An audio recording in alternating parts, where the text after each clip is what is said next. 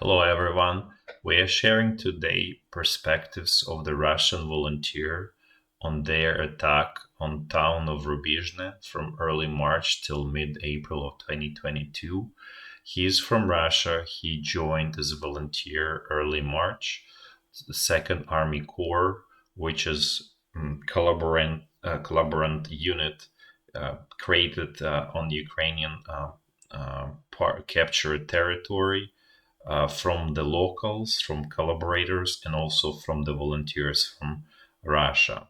He's speaking on behalf of his battalion, even though I put Second Army Corps, but that battalion obviously part of the brigade, and then his battalion is part of that brigade and Second Army Corps.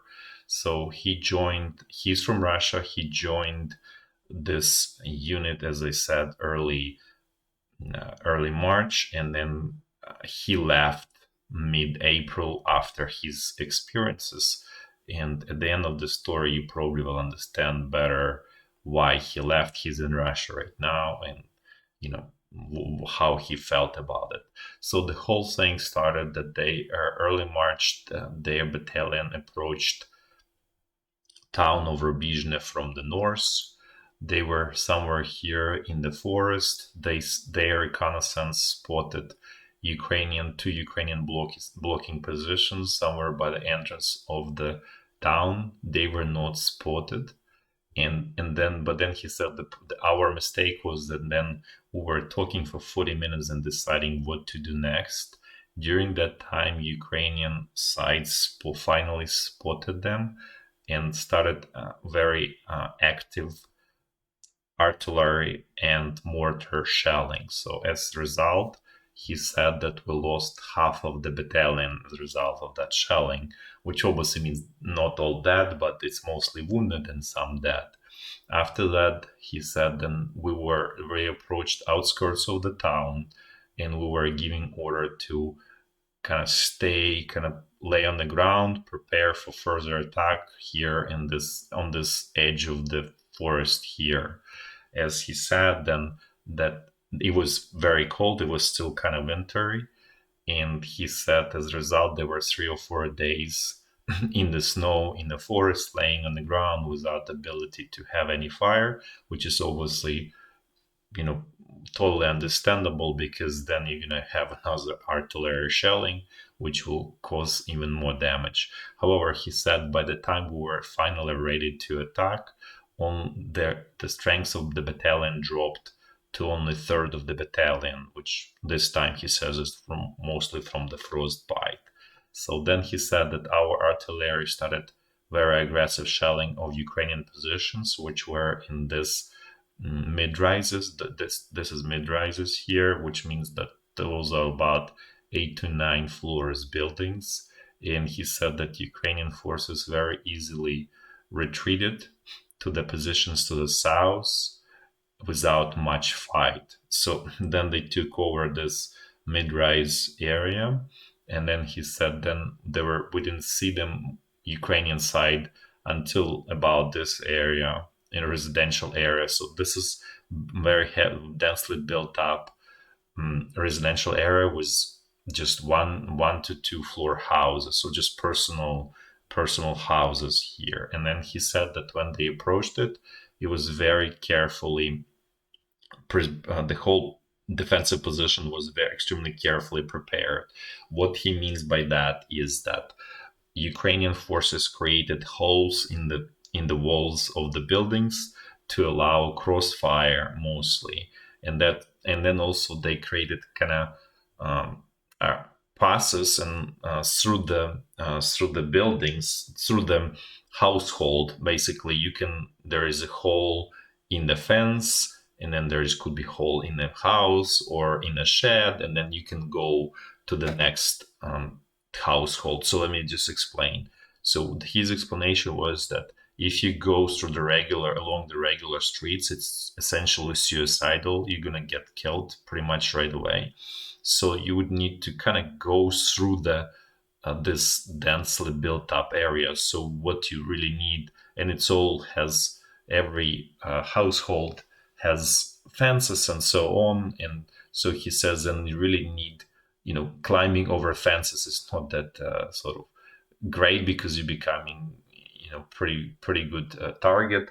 So he says, then we saw those holes in the fences or in the buildings and the sheds, and our teams were thinking like, okay, this is, our other team made it for us, or they were just trying to assault, and so they just kind of carelessly follow this. And he said that those passes were carefully set up, and when the teams would get into those, that turn into fire pockets, and they would be eliminated without even, without being able to understand what's happening to them.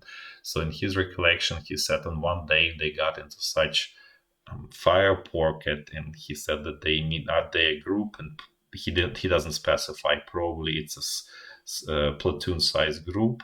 They lost immediately nine people dead, and they retreated. The commander, he said, ordered to return to recover dead bodies. They immediately attempted, and he said they lost another 3 people dead there. And then he said over the week, the commander kept ordering them to recover dead bodies. So as a result, they lost 20 people dead from their group. And he said that the order was that the order to go and get recovered dead bodies meant to them go and die at that point. So they suffered very heavy losses and casualties. He said that their company, he said, was down to only like 5 or 6 people towards after, he doesn't specify actually exactly. After this fighting, he said that they were down to just literally 5 to 6 people in their company.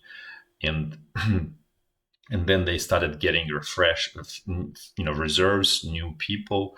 They were from, again, he said there are 2 groups among those, fresh reserves, replenishments for their units, basically. So obviously from Ukrainian captured territory, and they were sort of 2 parts, two groups of people. He said some, like, first group was volunteers. They used to fight in 2014, 2015. But he said that fighting experience is totally irrelevant to what's going on right now on the front lines, because it's much more intense. And the second group, he says, was totally forced conscript. Like, literally, he says verbatim, people literally caught on the streets, giving a semi-automatic rifle and told to go and storm. So he said, as a result, the casualties were among those people horrific. And what happening was that there was many people were losing their minds, and there was massive blackout drinking as a result. So finally, he said, despite all of this suffering and all of that, they managed to finally overcome this Ukrainian position mid-April, and Ukrainian forces retreated down south towards, more down south. So at that point, he left this whole his experience. He decided not to continue with his. So that's, hopefully this helpful. It gives a perspective of from a Russian side of this mid grinder. It turns out it's a total mid grinder, and his explanation for what's happening, why this is happening, is, first of all, mistakes of the commanders, and that they didn't get air support. In his view, if they got more air support, more artillery support, it wouldn't turn into such a disaster. That's his kind of feedback or his perspective on why this is happening.